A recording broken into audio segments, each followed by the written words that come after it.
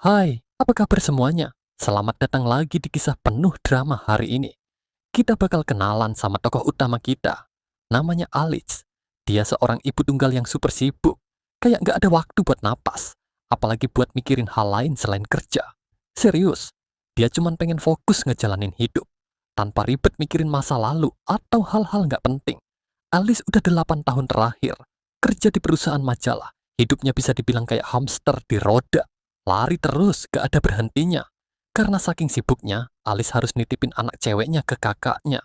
Bukan karena gak sayang, tapi karena dia pengen totalitas sama kerjaannya. Bahkan, buat ngejar karier, dia rela pergi jauh sampai ke Brasil. Yup, kerjaan selalu jadi nomor satu. Pas lagi di Brasil, tiba-tiba ada telepon masuk dari temennya. Temennya bilang kalau ada cewek baru di kantornya, yang udah mondar-mandir di depan bos mereka. Dan yang bikin makin panas, cewek itu kabarnya udah dapat promosi. Alice langsung ngerasa nggak enak hati. Kayak ada yang nusuk dari belakang. Nggak pakai lama, Alice langsung tancap gas buat beresin kerjaannya di Brasil. Dia nggak bisa diem aja dong, apalagi kalau ada orang lain yang tiba-tiba nyalip posisinya. Alice akhirnya kembali ke Paris. Dia udah ngasih segalanya buat perusahaan, tapi kenyataannya, 4 tahun terakhir dia nggak dapat promosi. Kecewa dong, tapi cerita ini jadi seru pas dia naik pesawat. Kebetulan banget ada drama tempat duduk. Seorang mahasiswa bernama Maxi yang tadinya di kursi ekonomi malah dipindah ke kelas bisnis, tepat di sebelah Alice. Maxi ini anaknya santai banget, menikmati kelas bisnis kayak mimpi jadi nyata. Tapi Alice sibuk kerja, gak peduli sama sekitar. Nah, pas turbulensi mulai, Alice panik banget sampai tanpa sadar megang tangan Maxi. Maxi jelas kaget dan seneng sih, siapa yang gak seneng? Dari situ, Maxi langsung jatuh hati sama Alice. Tapi, ya, dia nggak bilang apa-apa. Setelah pesawat mendarat, Maxi nemuin flash disk milik Alice yang ketinggalan. Dia coba ngejar Alice buat balikin, tapi Alice udah keburu pergi, dijemput sama kakaknya dan putrinya. Maxi pun nggak bisa apa-apa selain menyimpan flash disk itu. Sementara itu, kakaknya Alice, yang selalu berusaha bikin Alice move on, malah ngenalin seorang dokter buat dijadiin pasangan. Tapi Alice gak tertarik sama sekali. Alice akhirnya balik ke kantor. Di sana, dia ketemu sama bos yang terang-terangan, bilang kalau karya-karyanya nggak relevan lagi. Artikelnya dianggap terlalu jadul dan nggak ada sensasi. Si bos bahkan ngasih contoh Lisa, selebgram yang pernah nikah 3 kali, tapi justru bikin majalah mereka laris manis. Alice kesal banget denger itu, apalagi si bos bilang dia bisa aja kehilangan pekerjaannya kalau nggak berubah. Sementara itu, Maxi nggak nyerah. Dia nelpon Alice buat ngembalin flash disknya. Tapi Alice sibuk banget sampai nggak peduli. Maxi cuma bisa berharap suatu saat mereka bisa ketemu lagi. Alice pulang larut malam, masih kepikiran omongan bosnya. Dia mulai mikir, apa mungkin hidupnya terlalu membosankan. Tapi saat itu juga, dia nerima catatan dari temannya, Clary, yang bilang Maxi nyimpen sesuatu di flash disk itu. Alice tiba-tiba keingat flash disknya yang hilang waktu di pesawat, dan rasa kesalnya makin menjadi-jadi. Dia pun mencoba menghubungi nomor Maxi. Kebetulan, Maxi lagi di bar, dan sempat nolak buat datang. Tapi akhirnya, mereka ketemu juga. Maxi bilang flash disknya ada di rumah, jadi Alice harus ikut dia pulang buat ngambil. Maxi ngajak Alice naik skuternya. Buat Alice, ini pengalaman baru banget. Dia nggak pernah naik skuter bareng orang, apalagi cowok 20-an. Awalnya, dia canggung banget, bahkan gak bisa pasang helm sendiri. Maxi akhirnya bantuin, dan mereka pun berangkat. Tapi di belakang, ada 2 gadis iseng yang ngikutin, dan diam-diam motret mereka. Foto-foto itu bikin Alice kelihatan kayak lagi ciuman sama Maxi. Sampai di rumah Maxi, Alice ketemu ayah Maxi yang ramah banget. Maxi ngembaliin flash disk dan nawarin kopi, tapi Alice langsung nolak. Dia bilang, maaf, ini bukan gaya aku. Aku nggak mungkin pacaran sama cowok 20-an. Maxi langsung ngerti kalau Alice gak tertarik sama dia, meski hatinya sedikit sakit. Keesokan harinya, Alice masuk kantor dan langsung nemuin suasana aneh. Semua orang ngeliatin dia sambil bisik-bisik. Ternyata foto ciuman dia dan Maxi udah viral di media sosial. Alice kaget, tapi bosnya justru memuji.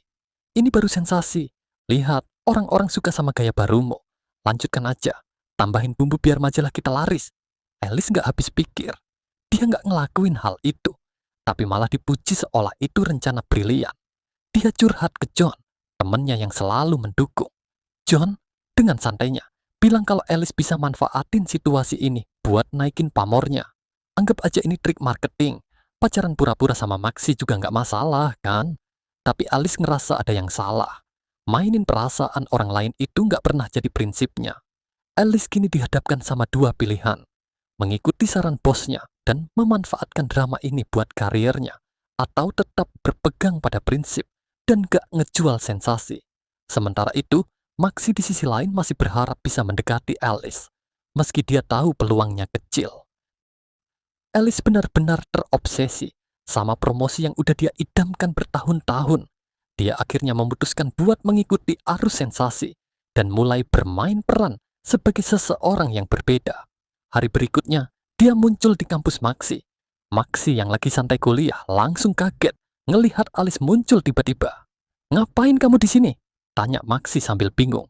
Alice dengan santainya bilang kalau dia pengen ngajak Maxi minum kopi, sambil cerita tentang mantan pacarnya waktu kuliah dulu, yang namanya juga diawali huruf M.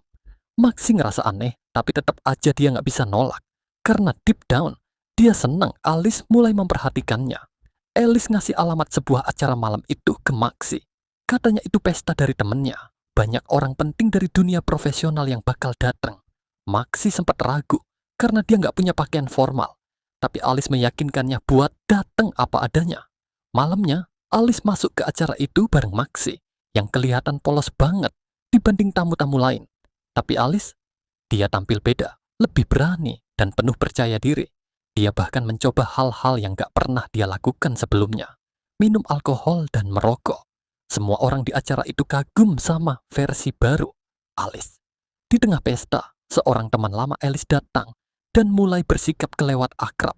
Bahkan sampai menyentuh Alice dengan cara yang bikin Maxi gak nyaman. Alice malah tertawa dan ikutan bercanda. Tanpa sadar Maxi ngerasa dihina di depan banyak orang. Gak tahan lagi, Maxi pergi dari pesta itu dengan perasaan campur aduk. Saat Alice lagi ngobrol sama Maxi untuk memperbaiki suasana, dia dapat telepon dari kakaknya. Kakaknya bilang kalau dia udah ketemu dokter yang dikenalin sebelumnya dan pengen ngajak Alice makan malam bareng. Alice gak mau ribet ngejelasin semuanya ke Maxi, jadi dia berbohong, bilang kalau putrinya lagi gak sehat dan dia harus pulang cepet-cepet. Maxi, meski kecewa, tetap nganterin Alice naik taksi sebelum dia sendiri pergi. Setelah mengantar Alice naik taksi, Maxi memilih untuk berjalan kaki pulang. Saat melihat ini dari kejauhan, Alice mulai berpikir, Maxi ini benar-benar perhatian ya.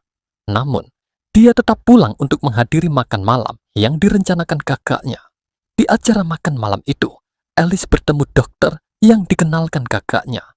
Tapi suasananya berubah kacau karena dokter itu mulai bertanya-tanya tentang kehidupan pribadi Alice dengan nada yang kurang sopan. Alice merasa dihina di depan keluarga dan tamu lain, sehingga dia akhirnya marah dan meninggalkan acara itu.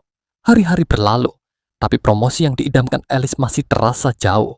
Dia terus mencoba berbagai cara untuk memenangkan hati bosnya, tapi semua usahanya sia-sia. Kecewa, Alice memutuskan untuk mencari pelarian dan menemui Maxi. Alice mengetahui bahwa Maxi akan hadir di sebuah peragaan busana yang juga dihadiri oleh CEO perusahaan tempat Alice bekerja.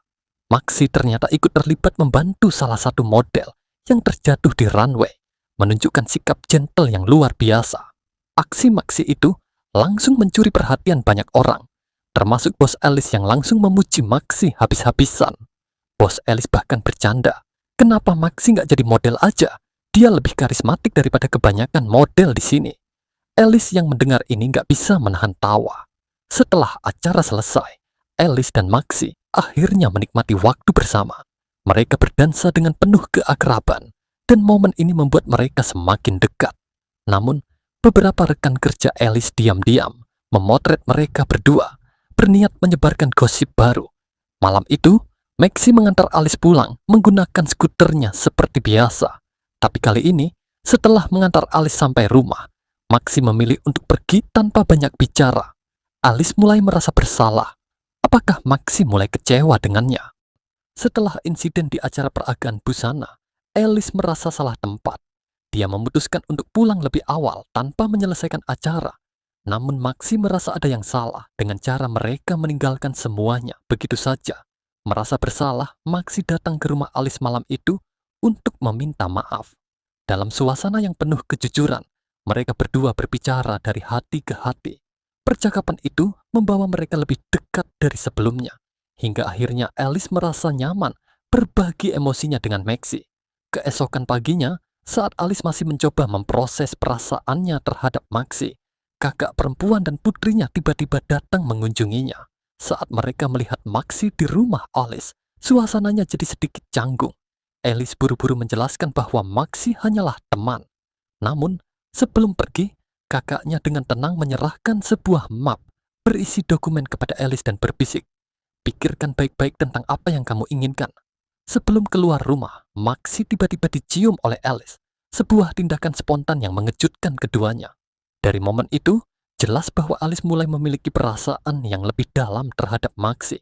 Seiring waktu, hubungan Alice dan Maxi semakin erat. Hal-hal kecil yang dilakukan Maxi untuk Alice, seperti hadiah sederhana atau perhatian kecil, membuat Alice merasa dihargai dan dihormati. Di sisi lain, Maxi juga menemukan kebahagiaan dalam memberikan perhatian pada Alice. Namun, Alice masih ragu. Dia bercerita pada John, sahabatnya di kantor, tentang perasaannya terhadap Maxi. John, yang sudah lama mengamati hubungan mereka, hanya tersenyum dan berkata, "Alice, cinta itu nggak selalu butuh alasan besar. Kadang cukup karena kalian saling melengkapi." Suatu hari di kantor, Alice mendapat kabar gembira. Proyek besar yang telah dia kerjakan selama bertahun-tahun akhirnya disetujui untuk diluncurkan. Alice merasa sangat bahagia, seperti mimpinya selama ini akhirnya terwujud. Dia langsung lari mencari Maxi untuk berbagi kabar baik itu. Maxi, seperti biasa, mendukung Alice sepenuh hati, membuat Alice semakin yakin bahwa Maxi adalah sosok yang tepat untuk mendampingi hidupnya. Alice mulai menyadari bahwa hubungannya dengan Maxi tidak memiliki masa depan, atau setidaknya itulah yang dia yakini. Meski hatinya berat, dia memutuskan untuk menjauh dari Maxi.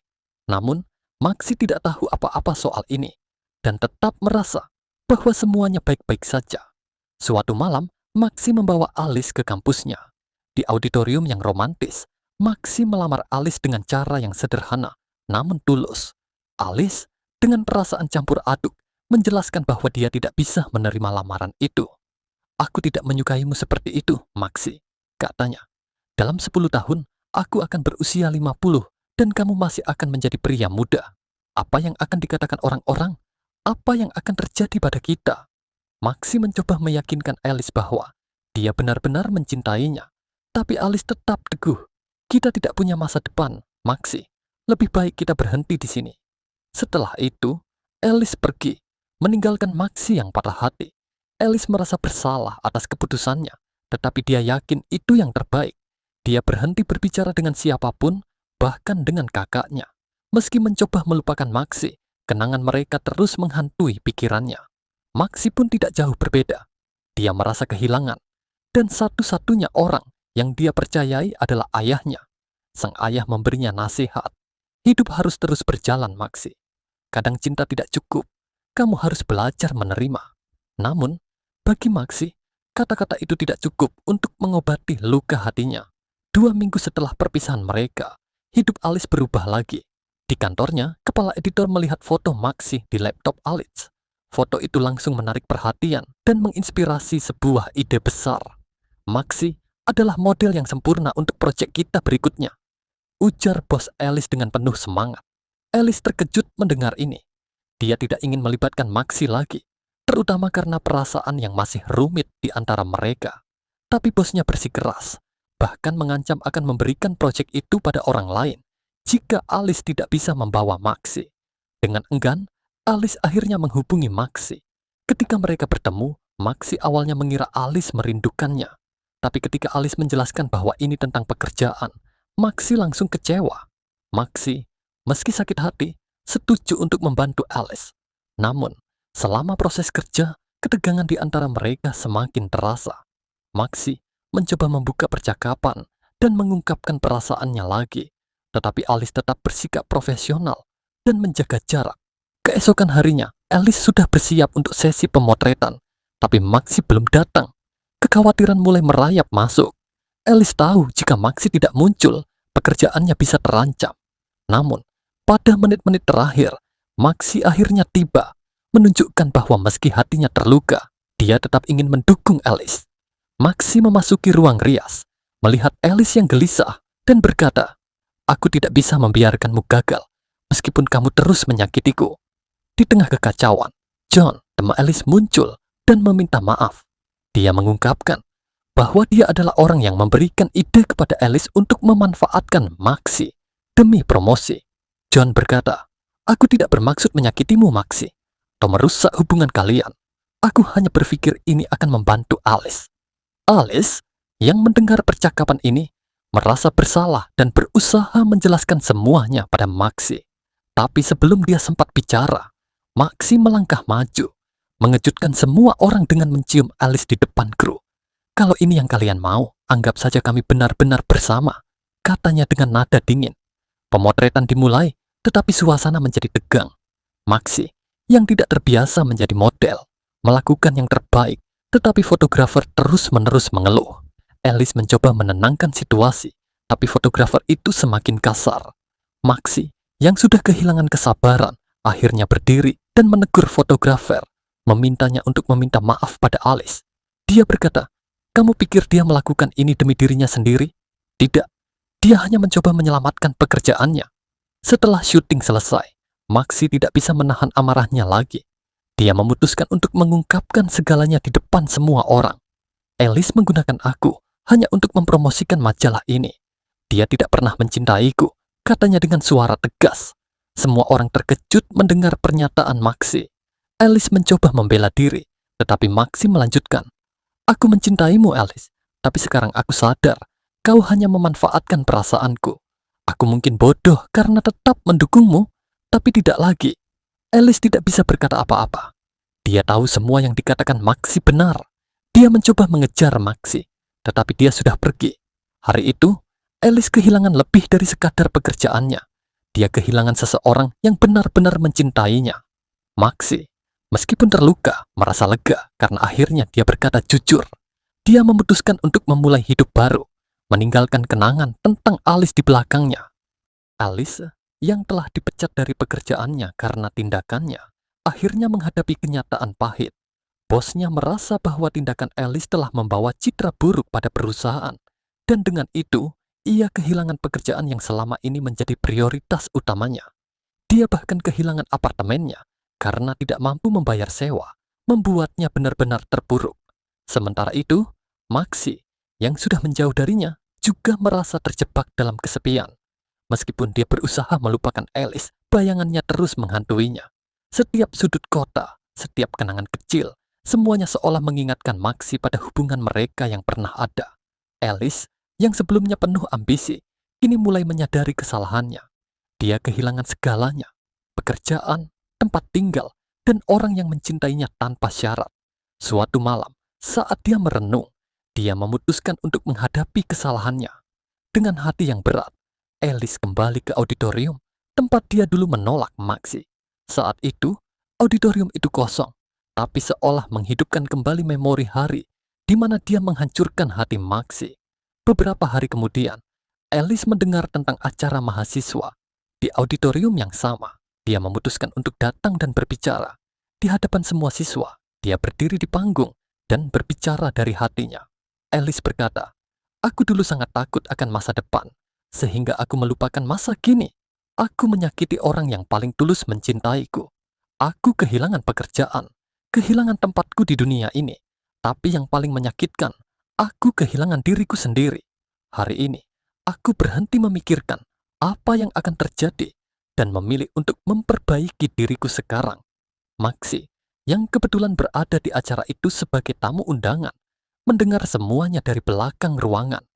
Dia melihat Alice yang terlihat sangat berbeda, lebih jujur, lebih rapuh, dan lebih manusiawi. Setelah acara selesai, Maxi mendekati Alice. "Apa yang kamu lakukan di sini, Alice?" tanyanya. Alice tersenyum kecil. "Aku mencoba menebus kesalahanku. Aku tahu aku tidak bisa mengubah masa lalu, tapi aku ingin mencoba memperbaiki masa kini. Maxi tidak langsung memaafkannya, tapi dia menghargai usaha Alice. Aku tidak tahu apakah kita bisa kembali seperti dulu, tapi aku berharap kamu menemukan jalanmu, kata Maxi sebelum pergi. Alice tersenyum dengan air mata di matanya. Dia tahu perjalanan ini tidak akan mudah, tapi setidaknya dia telah mengambil langkah pertama.